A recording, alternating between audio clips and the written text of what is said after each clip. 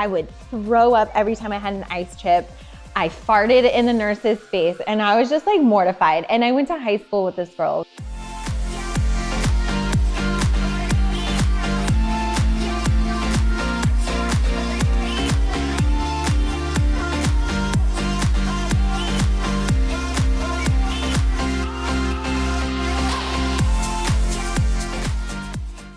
What's up, everybody? Welcome back to this week's episode of It Takes Grit with Sierra Dallas in the house today. And you've got a friend. I know, I'm practically Lisa Vanderpump. Yes, you are. Lisa Vanderpump is in the house. We've just filmed an amazing YouTube video. We did a great arm toning workout and had a lot of fun.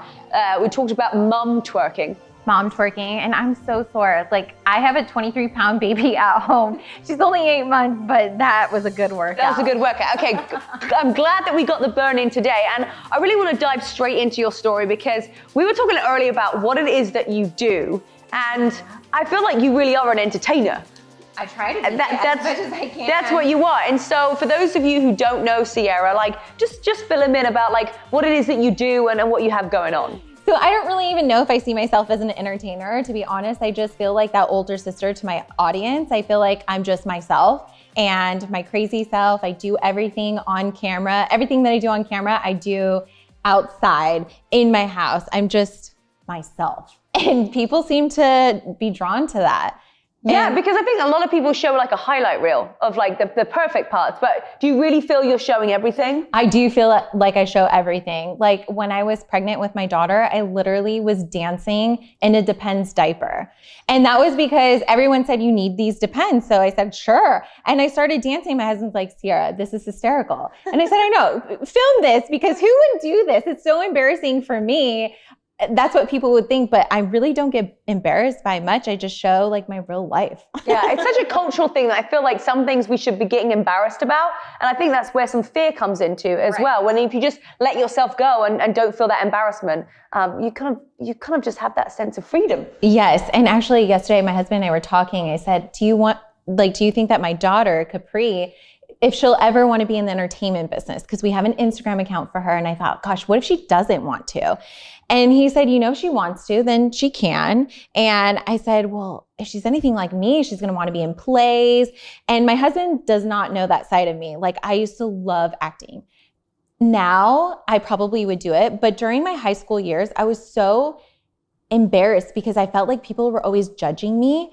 Once I left high school and I really blossomed into my own person, that embarrassment just went away. And it was so empowering. And I thought, gosh, you just lose so much of yourself when you're younger because everyone's judging. And now that I do like social media, I just want to be a positive influence for all of those younger girls, even honestly, any age. I just want to be myself and no judgment here. Isn't that crazy that the thing that you're doing now is what you wanted to do back then, and the only thing that was stopping you was the fear of being embarrassed? 100%.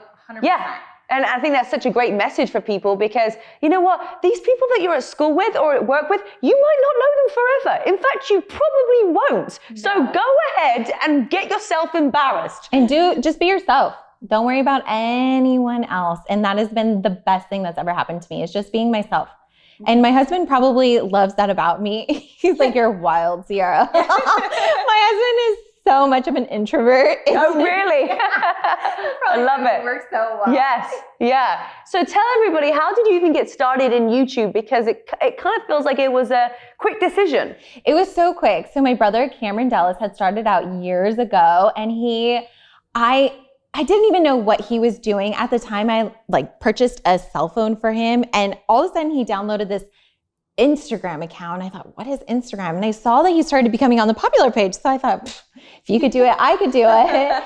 And I don't know. I just one day thought, I'm going to do this full time. And I graduated college. I had all these student loans. I had bills. I didn't know how I was going to pay for them after. And you know what? At that point, I didn't even care. I just thought, if this is going to be something big. And I quit my job cold turkey and started YouTubing, started Instagramming, and I never looked back. Wow. And now I'm able to work from home. I'm a stay-at-home mom. I never in a million years thought that I could be a stay-at-home mom. It's the hardest job, but it's so rewarding. And to be able to work and do everything at the same time, I'm like super mom. Yeah. I funny one, and a funny one too. And a funny one, a funny twerking super mom. Yeah. So did you work with your brother much in the beginning? Did he give you some tips about what to do, or were you just like, I'm off on my own? Well, so he started putting me in his vines, and I started my own Vine. And originally I started making fun of my brother in Vines, like, oh my God, I'm Cameron Dallas. And there was a good handful of those. Yeah. After that, you were like, I need some more content. yeah. So after that, I stopped using him. Like, we rarely collab. So many people ask us to collab all the time, but I wanted to really brand myself differently than Cameron Dallas' sister. And I've done such a good job. At first, I was kind of known as Cameron Dallas' sister. And then I just really like blossomed into my own identity. We don't do anything together. There's rarely times where you'll see him in my channel. We have different brands. Like, he has a different following and I have a little bit more of probably the same. They do overlap, but I also have a lot of mommy followers, a lot of people that love fitness because I also do fitness. So it's different. So what were you starting to make videos of when you first started? Like, you're like, the transition, I've stopped my job one day, the next day I've got to wake up and make a video. What did you do? I did a lot of lifestyle. I would do a lot of tutorials, how-tos, how to French braid your hair, Dutch braid, a lot of workout videos, talked about like starting your period, what to do, how to use a tampon. I did a lot of how-tos. Yes. And I thought, geez, I'm kind of teaching myself how to. Yeah. How do you do this again?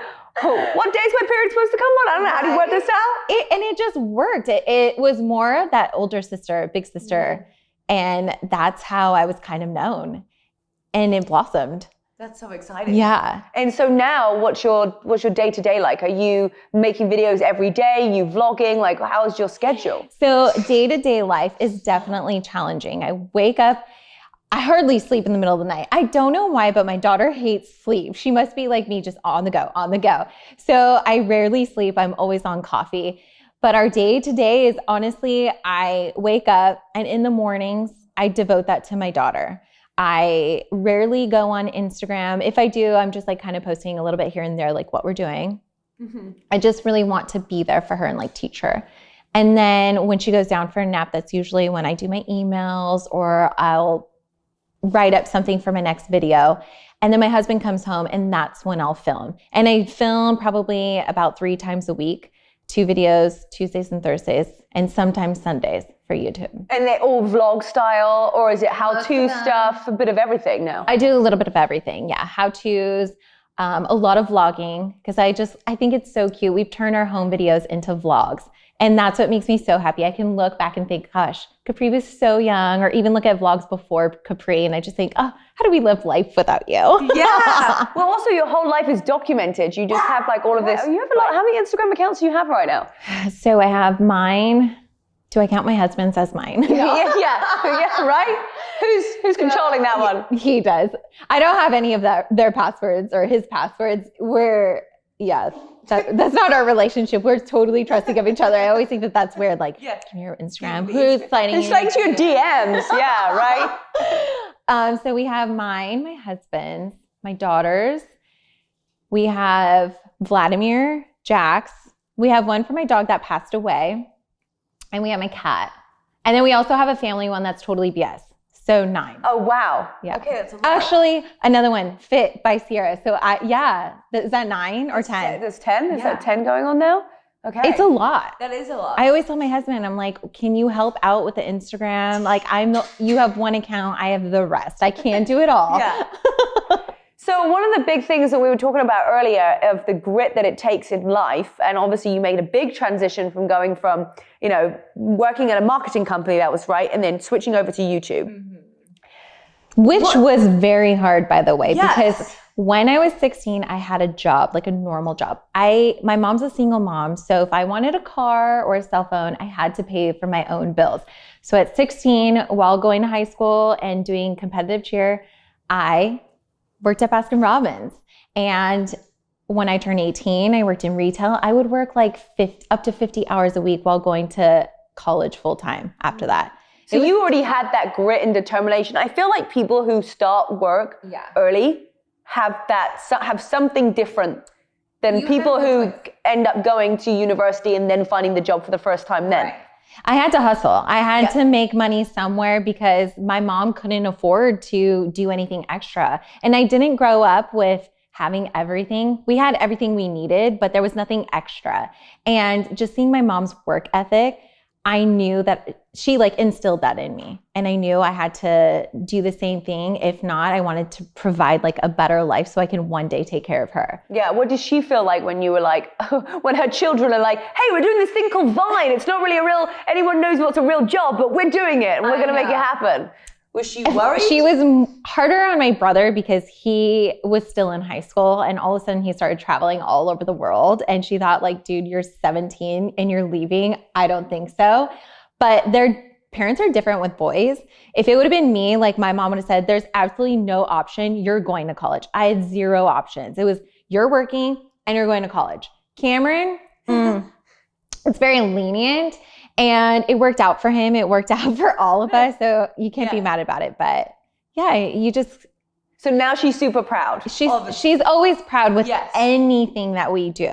But now she's like super happy that we made that decision. And we're still happy doing it. Because if we're not happy doing this, then it doesn't make sense. But we are so happy to live the lives that we were creating for ourselves. What's the hardest part about putting your whole life on social media? I wouldn't say that there's anything hard about it because I truly, genuinely love it all. I love it all. The hardest, if I were to pick one thing, is just trying to manage all the accounts and putting content out because I also want to enjoy my life. And I don't want it to seem like a sellout because I really don't think that I'm a sellout. I'm just putting my daily life on Instagram or YouTube. And so when you went through your pregnancy, that must have been great content. Did you feel like you wanted to do it more? Or were you like, I want to kind of keep this part private? Or you were like, hey, I've already put my life so open with the world. Like, let's share more. So why do I get emotional every time? When I found out I was pregnant with Capri, it was just my husband and I. Like we kept it away from everyone for quite some time because that was something that like, you're having a baby. It's so life-changing. We kept it to ourselves and for a while. And then we told our parents and we didn't tell anyone until we were about four months. And was that because you just wanted to be sure, to be safe? Because obviously things can go wrong. Or as it was like, oh, this is just a sacred moment that right now I don't want to share it. A little bit of both. And I just wanted to keep Capri all to myself. I really genuinely loved it was our little secret for quite some time. But the hardest part being pregnant, so everyone thinks like when you're having a baby, your content, your engagement goes through the roof. It does, but you have to remember all the brands that you previously have worked for.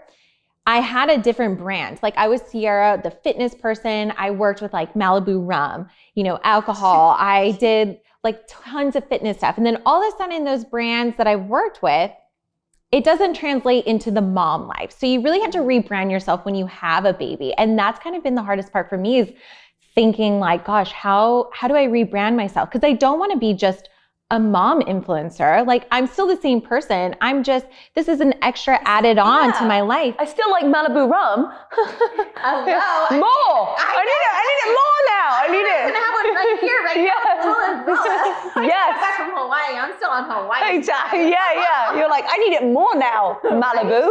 Yeah. So it's amazing how different and how these brands almost kind of like, in a way, I felt like they forgot about me. And I think that it will transition. It's just, I'm rebranding myself. Yeah. And which is great. It opens up other doors for other branding. Like I've worked with Enfamil. I've worked with so many mommy brands, which is awesome. But I don't want to be known as just a mom. I'm also Sierra Dallas, who loves to put my life on the internet, who does crazy things, works out, and I'm also a mom as an addition. Yeah, it's an extra thing, but it's you're going through that transition phase because it's you're adding new people to your audience that might not have been following you from before. Yeah, and so it's perfect. I love it. So many moms now. I didn't notice how many mom fans I have. It's crazy. You didn't know you had the mom. You didn't know you had moms. I didn't realize it because I didn't post that content. So no one was really connecting with me on like a mommy basis. Yeah. They're like blowouts. I have that 2 times a week. Yeah, you're like, been there, done that, got the t-shirt, and you're like, This is new to me. Okay. Yeah. So your birthing story, or what actually happened, like I can just see the reaction on your face right now. It's like, that was something that really tested you. It was traumatic. I actually had PTSD from it. Like I had to go to the doctors because, so my water broke on a Tuesday night, like early Wednesday morning. And I thought, Google says your water breaks, you're at least 4 centimeters dilated. Right. And I'm like, Google says it. Yeah. So I thought, oh my God, my water broke. And it was really funny because my brother, he had spent the night that night. So my daughter is actually born. I was due 2 days before my birthday. Oh, so wow. I'm like, this bitch is going to be born on my birthday. And I feel bad for her because it's my birthday. Yeah. It's like, hey, we can't have this. Hold out. So my brother, he made a joke. He's like, your daughter's not going to be born until I spend the night. Sure enough, that night he spends the night. And I'm like, holy smokes, my water breaks. It's like 2 a.m. And I'm like, oh my God, Brent, we got to go to the doctor. So you were lying and you were asleep? Yeah, I was asleep. I felt contractions and I knew like a couple hours before we had gone to In-N-Out and I just had a protein style burger. I wasn't going to eat a full burger because I'm like, I'm going to poop while giving birth. Yeah, and you don't want to poop out like an In-N-Out burger. Oh, I mean, I don't care who says that they don't poop. Like I was freaking crapping the entire time. They just clean it up so fast you don't even know. But you're like, I'm shitting out my burger right now. Okay. I think I'm getting a little far. Yeah. But anyway, let's go back. In the nurse's face, and I felt so bad. I went, and I was like, oh, I'm so sorry.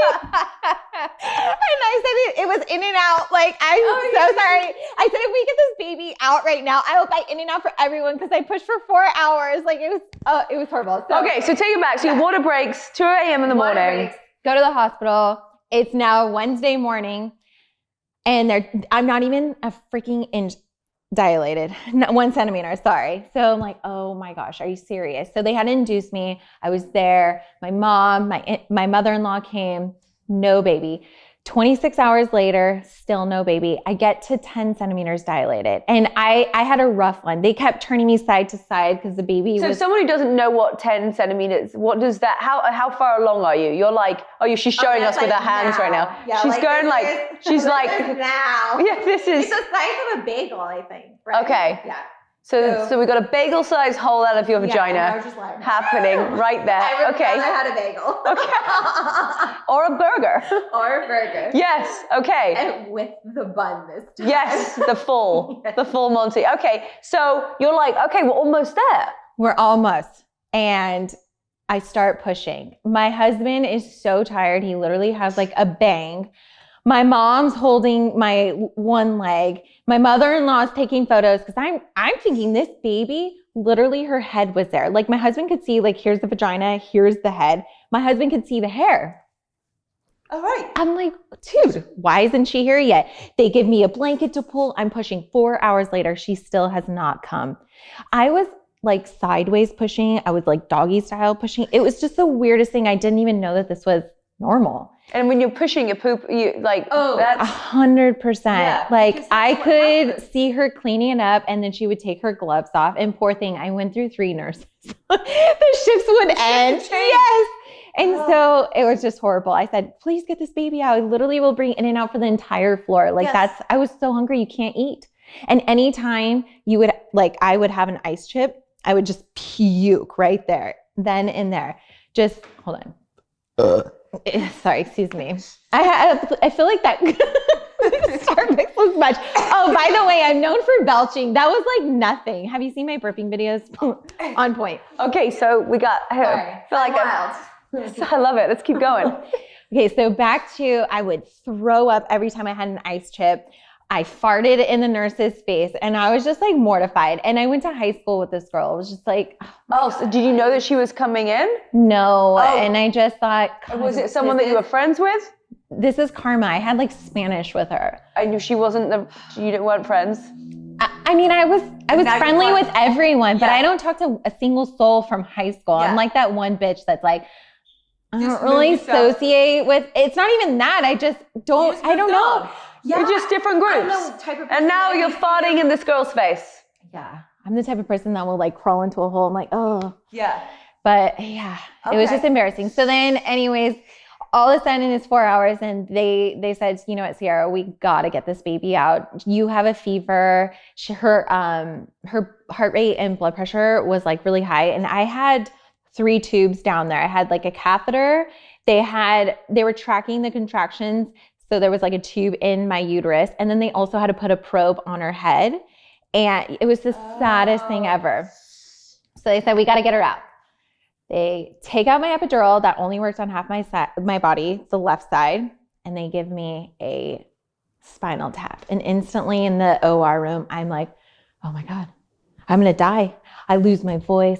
I grab onto the nurse and I'm like, I'm dying. I literally thought I wasn't going to see my daughter. Like I started crying and they were like, if you don't calm down, we're going to have to put you to sleep and your husband's not going to see the birth of your child.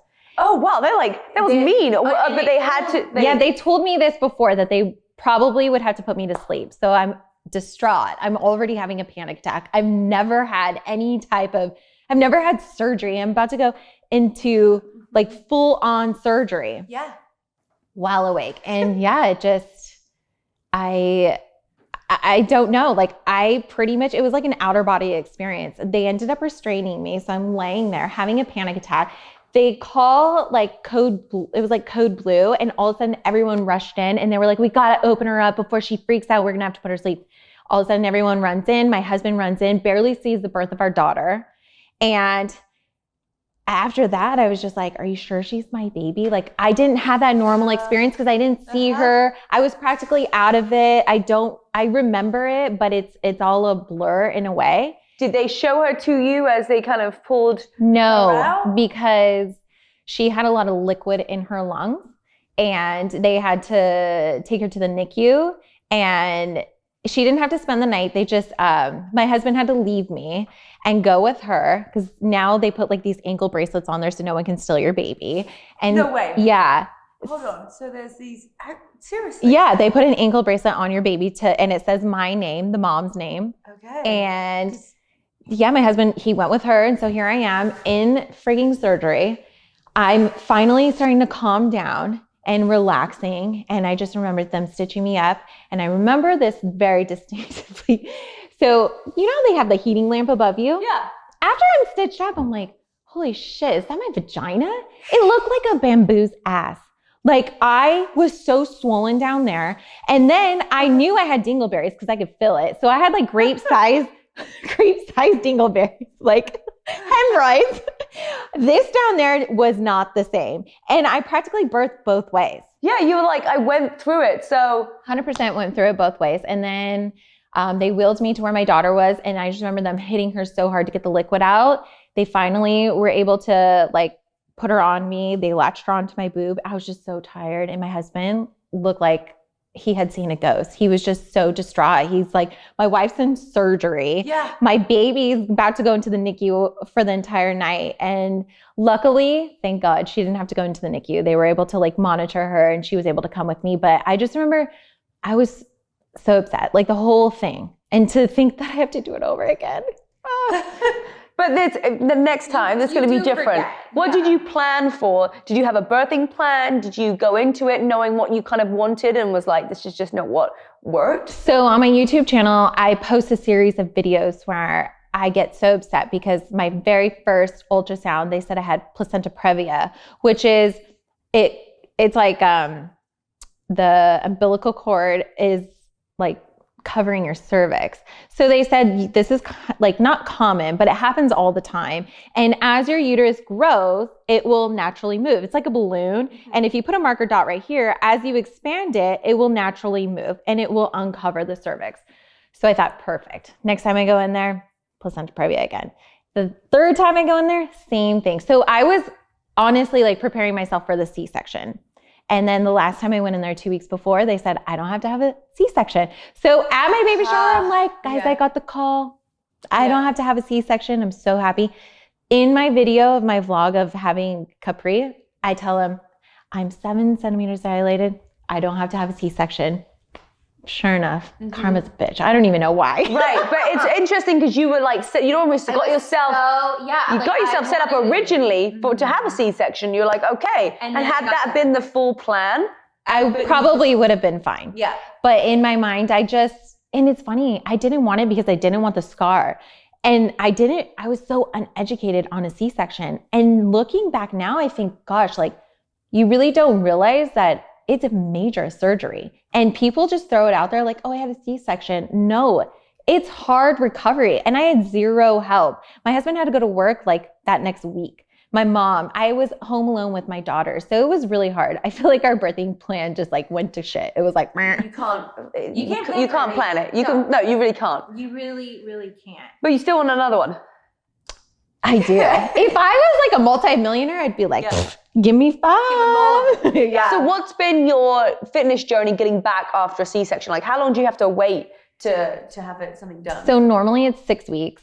And then I think that's for vaginal. I think it's a couple more weeks if you have a C-section. But honestly, it's when you're filling up to it. A lot of people wait like 6 months because they're so sore down there. They like literally cut through all of your layers of skin and your intestines like move everything around. And I'm still very, very sensitive down there. Right. But, I would work out a few times and I would think that I'm on my game. And then it would bring me back because my body wasn't used to working out anymore. And I would do the workouts that I used to do when I was working out religiously. Yeah. So I would go too hard. In the moment, I felt amazing. But the next day I would wake up and I'm like a robot. I can barely move. I think that's so important because so many people get so like disheartened when maybe they haven't worked out for a while. Then they go and do a workout that they could do a couple of months ago. And they're like, I can't do it now. And then it's just like, well, that's it. I can never do it. But you have to remember that you've gone through something so extensive or you've stopped. It takes time to build back up. It does. And that's really hard for me. Yes, I think it's hard for a lot of people to be like, why the fuck can't I do this now? I want to do this now. And I would get discouraged because I think like, I'm going to do a fitness challenge on my account. And I would do like a 30-day fitness, Fit by Sierra. And then people would be like, Sierra, you haven't posted today. And that's because I was just so exhausted. So I would cycle some of my old videos and I would just get so discouraged. And I felt like I was letting other people down. But most importantly, I felt like I was letting myself down. And I shouldn't think that way. My husband told me, he's like, why are you putting so much pressure on yourself it wasn't even losing the weight. I just wanted to fit back into my clothes and like feel myself again. And honestly, I'm 8 months postpartum and I'm just now starting to feel good about myself, like mentally, physically. And I'm okay with wearing like other clothes that I didn't wear before. That has nothing to do with it. I just wasn't there mentally. So what is next for you? What's 2020 gonna in store for you? Right. 2020, I just really want to work on like rebranding myself, knowing that, like I told you earlier, I have a baby, but that doesn't define who I am. I'm still Sierra. I'm still the crazy girl that I've always been. I just have an extra addition. And I really want to work on just like spiritually getting back to like a healing point where I'm calm and I'm not so anxious. I feel like after having a baby, I'm just like, oh my God, I have to breastfeed. Oh my gosh, I'm so depressed, like not depressed, but you're just so in your head. So I really want to work on just healing. Why do you think so many women deal with the losing their identity when they have a kid? And actually going to the identity of I'm a mum rather than what I was before, because it sounds like you're very adamant that like, hey, I'm still Sierra from the person before, but you've probably seen it that a lot of people have lost their original identity since they've had a kid. 100%. How do you stop that? I don't know if there's a perfect answer, but for me, I just knew that since I work from home and I also was taking care of Capri, I felt so attached to my freaking pump. And I would sit there for hours a day, just pumping. And then you're breastfeeding and you're not sleeping and you in a sense go crazy. You're not yourself. And then you start lashing out, and I was lashing out at Brent. I remember just one time, because Brent and I, we have a great relationship. We don't really fight. We kind of like laugh and like bicker, but we're a very good team. So I would cry and I'm like, I just need help, or I just need something, like a little bit of hope. And I would think that honestly, like just going outside a little bit each day. And honestly, what transformed me into feeling myself was when I stopped breastfeeding. It's not for everyone. Some people love it. And I loved the connection and the bond, but I don't think that I produced enough milk because I was just so stressed out. I was so anxious. And I'm not saying like stop breastfeeding your baby, but that was really when I started feeling like I'm not just a milk machine. I'm not, I'm myself. There's more to me than producing milk. Yes. After, honestly, like once your baby turns like 3 months, you start to feel a little bit more yourself because you're getting on a schedule. Your baby's not up like every 2 hours. And you start to learn how to be a mom. That first time seems like it would be hard. I don't have a second baby. I can't tell you what it's like, but I think that I'll know what to actually expect this time. Yeah. And I think that that was the hardest part. I thought I knew, but I really freaking didn't. There's not enough books or YouTube videos that can prepare you for the real thing. No. And I feel myself a lot more now. I feel like I'm 80-20. Like I'm almost back to normal.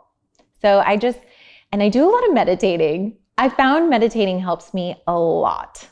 When did you start doing that? When I was losing my damn mind.